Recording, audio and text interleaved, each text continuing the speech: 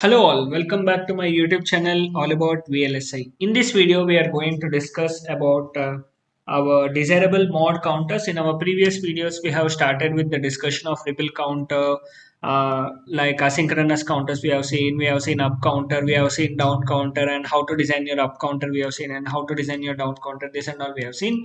Now, in this particular session, let us try to discuss about ripple counters with desirable mod. So let us see this ripple counter with desirable mod number. Let us see this ripple counter with desirable mod number.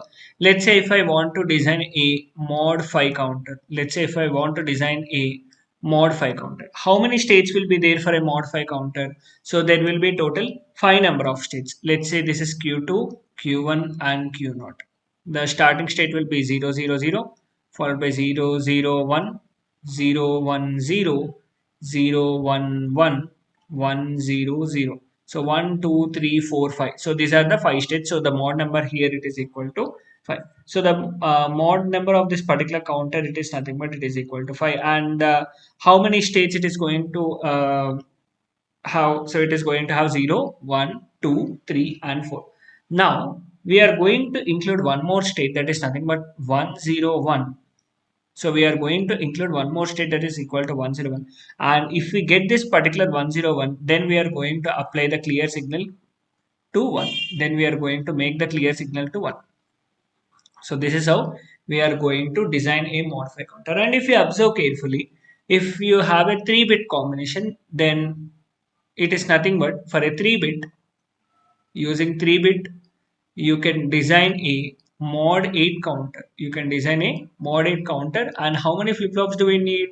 So here we need 3 number of flip flops. Here we need 3 number of flip flops, and the counter which will be designed using this 3 number of flip flops will be a mod 8 counter. Actually, we are taking a mod 8 counter that is 3 number of flip flops, and what we are doing, whenever we are reaching the state 101, we are making our clear signal to 1, so that our flip flop so that our counter will go back to the 000 state. So this is our way of approach how we are going to design it. So let us try to design this particular circuit now. So we have already seen, let's see how to design this. Let's say this is our Q2, Q1 and Q0, and this is our clear signal.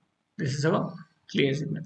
Let's say our 000, let's say our clear signal is equal to 0, 001 clear signal is equal to 0, 010, 011, 100 and 101. Here the clear signal will become 1, and remaining all the clear signal will be equal to 0. So whenever our Q2, Q1, Q0 becomes 101, then only our clear signal will become 1, and in all the other cases our clear signal will be equal to 0. Okay, so we can see here that is 101. The minterms here is Q2, Q1 bar, Q0. So this is our minterm which we are getting.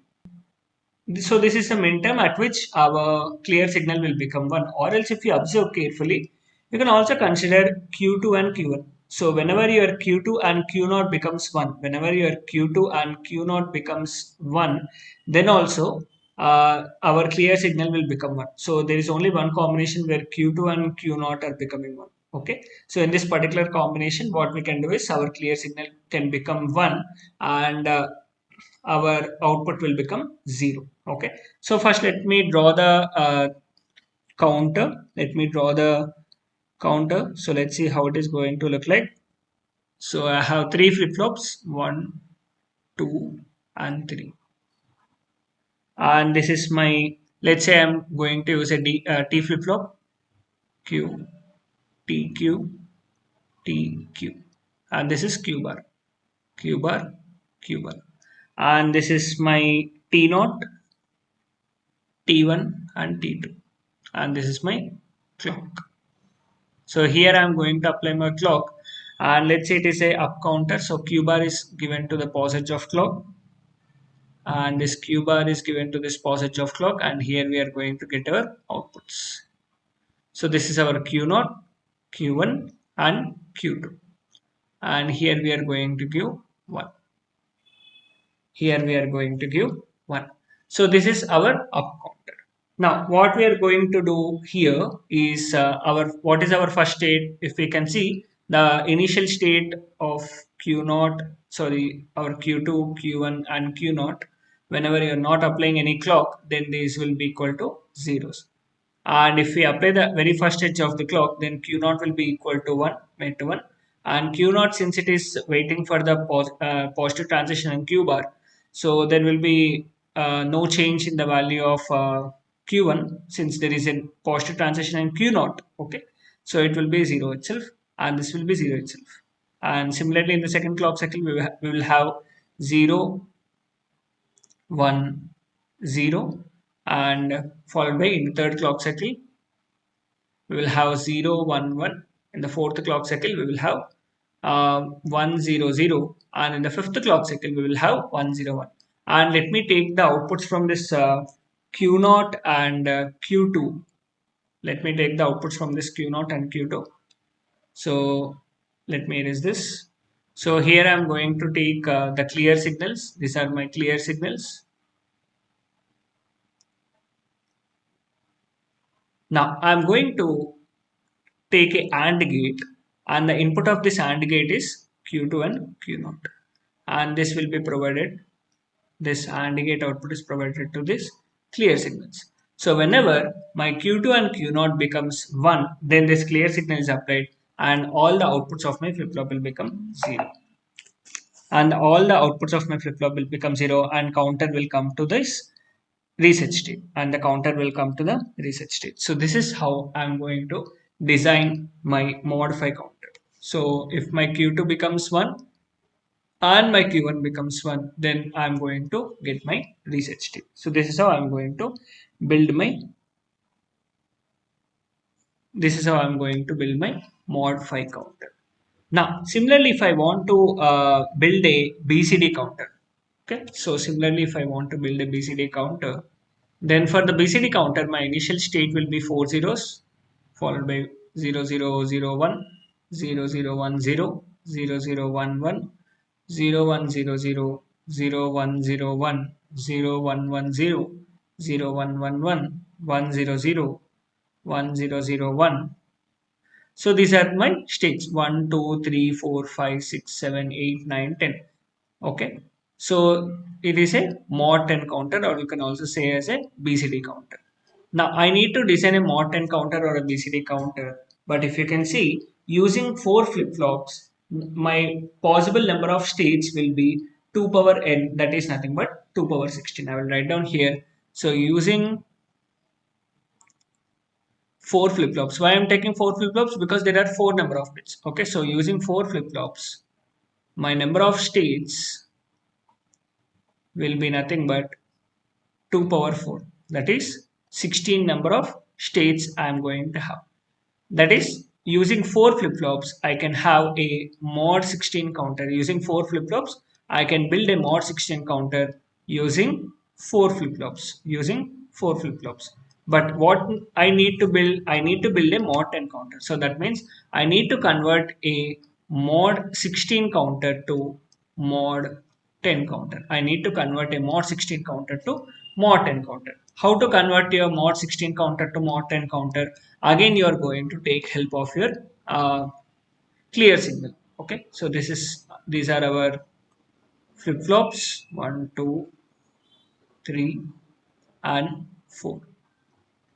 So this is my T naught, T1, T2, and T3.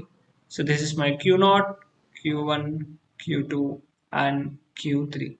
Q naught bar, Q1 bar, Q2 bar, and Q3 bar.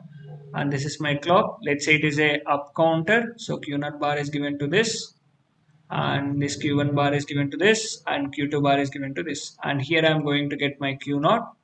This is equal to 1, this is equal to 1, this is equal to 1, and this is equal to 1. And here I am going to get my Q1, and here I am going to get my Q2, and here I am going to get my Q3. So this is a 4-bit up counter, and the number of maximum possible number of states is 16 number of states, because using 4 flip-flops you can have 2 power 4, that is number of 16 number of states you are going to have, and the mod number for this particular counter will be equal to 16, mod 16.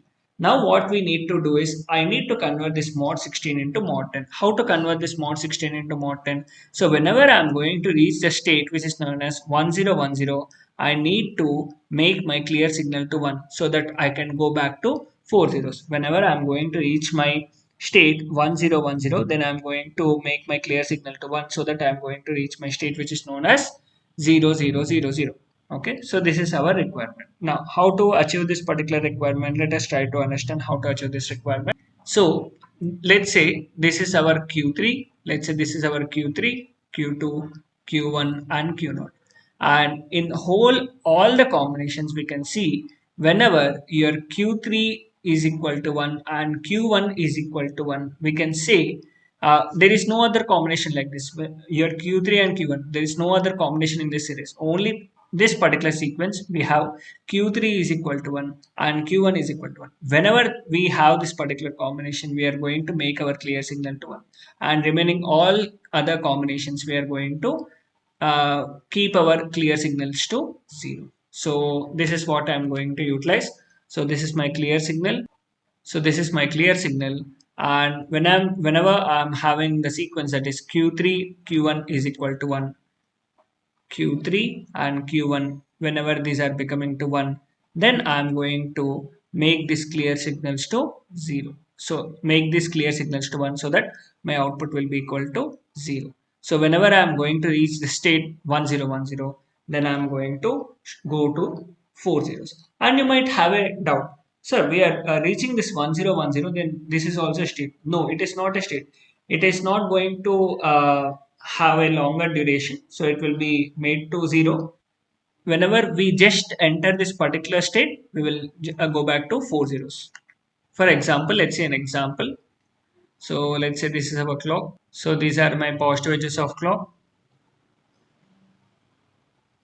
Now let's say this is my state number 6, 7, 8,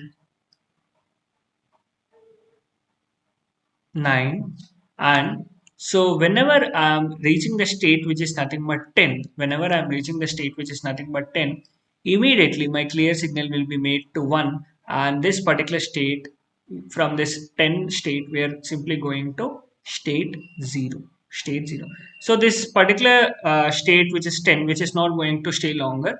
So whenever this 10 has been detected, whenever we have the output as 10, then immediately our output will be changed to 0. So this particular state is not considered into mod consideration. So it is a mod 10 counter. So in this particular case, here clear signal will be made to 1 and your output will be immediately made to 0. So this is how we are going to convert your mod 16 counter into mod 10 counter. And if you are making your output to 1, if you are making your clear signal to 1 whenever you are reaching 9 only, 9 itself, then what happens? This 9 will not stay for longer duration. So this will stay for a shorter duration and it will again become to 0. This is not our intention. Our intention to have a our intention to have the output for one cycle. Okay, so this is our intention. So this is how we are so this is how we are designing this particular counter. Let's say if we have a mod 2 counter. Let's say if we have a mod 2 counter. Now how to design a mod 2 counter? Just two flip-flops. This is our T0 and this is our T1. And this is Q0 and this is Q1. This is Q0 bar and this is Q1 bar. This is our clock and this Q0 bar is connected to the positive edge of the clock. And here we are going to get our outputs Q0 and Q1. So this is just our, this is our mod 4 counter. So this is our mod 4 counter. So using two flip-flops, we can have 4 number of states, Q1 and Q0, 0, 0, 0, 1, 1, 0 and 1, 1. We have 4 number of states. Now let's say if I have a simple 1 T flip-flop. So this is T, Q, Q bar and this is equal to 1 and this is our output Q. Now what is the mod number of this particular flip flop? So it is also single bit counter, so the mod number here it is equal to 2. It is a mod 2 counter, because if you see, your first sequence will be equal to 0, next it will be 1 and 0 1. The number of unique states are nothing but 2. Now if I add one more flip flop in the series, and if I connect this q bar to this clock, then this particular circuit is nothing but my mod 4 counter. This is nothing but my mod 4 counter, because the number of unique states are 0, 1, 2 and 3. It is a mod 4 counter. And if I add one more flip flop here in the series, and this is 1, this is my T, Q and Q bar, and this is my clock, and this Q bar is given to this clock. Now, so if you have a single flip-flop, you are saying it is a mod 2 counter. And if you have two flip-flops, then you are saying it is a mod 4 counter. And if you are saying, if you are having three flip-flops, then you are saying it is a mod 8 counter. If you are having three flip-flops, it is a mod 8 counter. Why it is a mod 8 counter? If you see, if you have three flip-flops, that is Q2, Q1 and Q0, the maximum number of states are from 000 to 1111, and it is a mod 8 counter. If you are having three number of flip-flops, it is a mod 8 counter, and if you are having four number of flip-flops, then it will become a mod 16 counter. That means if here you can establish a relation here, that is nothing mod m counter, which is connected in series with your mod n counter, then the total number, then the total mod number of this whole circuit is nothing but mod m into n. For example, if we have a counter like this, which is a mod 2 counter,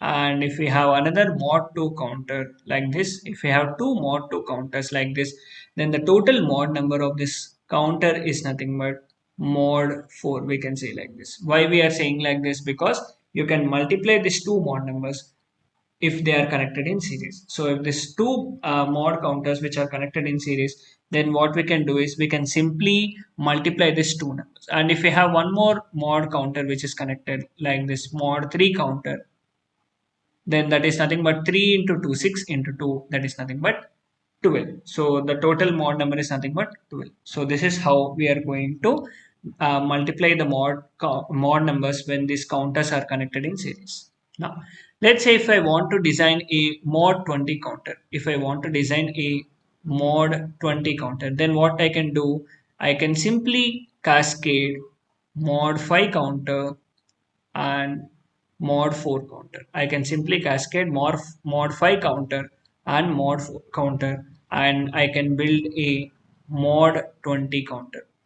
So just I can simply multiply this two mod numbers for getting my mod 20 counter. And what is the frequency division this whole circuit is going to do? What is the amount of frequency division? It is nothing but frequency division by 20. So this is how we can design our desirable mod counters. Now let us try to understand how to design synchronous counters. So let us try to understand how to design our synchronous counters. In the case of your synchronous counters, all the flip-flops will be connected in. So in the case of synchronous counters, all the flip-flops will share the same clock. For example, so it is a synchronous counter where all the flip-flops are sharing the same clock. So this is our clock, clock and clock. So this is nothing but our synchronous counter, which is sharing all the, so where all the flip-flops are sharing the same clock. Now if I want to design a synchronous counter, I am going to follow some specific steps. So what is the first step? So the first step is we need to find out how many number of flip-flops we need. Okay, so we need to find the number of flip-flops required. Find the number of flip-flops required. In the case of our synchronous counter design, first of all, we are going to find out how many flip-flops we need to have. And the second step is we need to draw the state diagram. We need to draw the state diagram. And what is the third step? The third step is we need to select the flip-flop and draw the excitation table. So select the flip-flop and draw excitation table. So this is the third step. And coming to fourth step, what we are going to do is we are going to find the minimal expression for the excitation table. So we are going to find the minimal expression for the excitation each flip-flop. Okay, so find the minimal expression and then we are going to draw the logic circuit. These are the steps which we are going to follow. So first we are going to find the number of flip-flops which are required and then we are going to draw the state diagram and then we are going to select the number of flip-flops and draw the excitation table and we are going to find the minimal expression and then we are going to draw the logic circuit. Let's say if I want to build a 3-bit synchronous up counter. If I want to build a 3-bit synchronous, this is my idea to build a 3-bit synchronous up counter. So how to build a 3-bit synchronous up counter? First of all, what is the first step we need to do is to find out the number of flip-flops required. How many number of flip-flops will be required for a 3-bit synchronous up counter? Obviously, for 3-bit we need 3 number of flip-flops. So the step 1 is to decide how many number of flip-flops we need. So we need 3 number of flip-flops because we have 3 number of bits. Okay. And what is step 2? Step 2 is draw the state diagram. So for this 3-bit synchronous up counter, the state diagram will look like this. So let's say the starting state is 0 because it is up counter, and next will be equal to 1 and 2 and 3, 4, 5, 6, 7 and 0. So this is our step 2, which is nothing but state diagram for the 3-bit synchronous up counter. Now, so this is our state diagram. Now, what we are going to do, the step 3, we need to decide what type of flip-flop we are going to use and draw the excitation. So we need to decide what type of flip-flop we need and we need to draw the excitation table for the flip-flop. Excitation table for this particular flip-flop.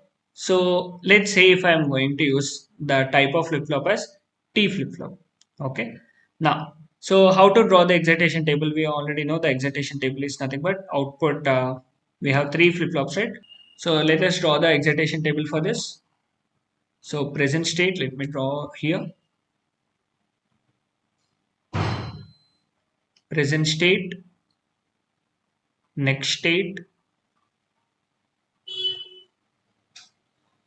and our inputs, required inputs. So let's draw this present state, next state, and required number of inputs. So let's say our present state, we have Q2, Q1, and Q0, and the next states are Q2 plus, Q1 plus, and Q0 plus, and T2, T1, and T0.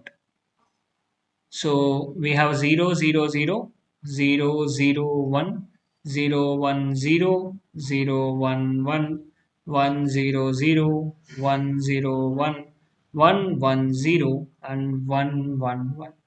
Now, what are our next states? 0, 0, 1. Here we are going to get 0, 1, 0, 0, 1, 1, 1, 0, 0, 1, 0, 1, 1, 1, 0, 1 1 1 and here we are going to get 0 0 0 is our next state and let's write down the inputs. So here we are going to get 0 0 0 1 0 0 0 and 1. So this is our input T2 and let us write down the input T1 also. So 0 0 means 0, 0 1 means 1, 1 1 means 0, 1 0 means 1, 0 0 is 0, 0 1 is 1, 1 1 is 0 and 1 0 is 1. And let us write down the input for our T naught. It is 1 1 1 1 1 1 1 1. So input T naught is obviously 1. Now let us try to minimize the expressions for, let us find out the expressions for T naught in terms of Q2, Q1 and Q0 and the expression of T1 in terms of Q2, Q1 and Q0 and T2 in terms of Q2, Q1 and Q0. So what is T0? T0 is nothing but 1, we can see from here, and T1 it is nothing but for T1. So this is my 3 variable key map, and Q2, Q1, Q0, Q1 bar, Q0 bar, Q1 bar, Q0, Q1, Q0 and Q1, Q0 bar, and Q2 bar and Q2. 0, 1, 3, 2, 4, 5, 7, 6. Now here I have 1, the midterms are 1, 3, 5, 7.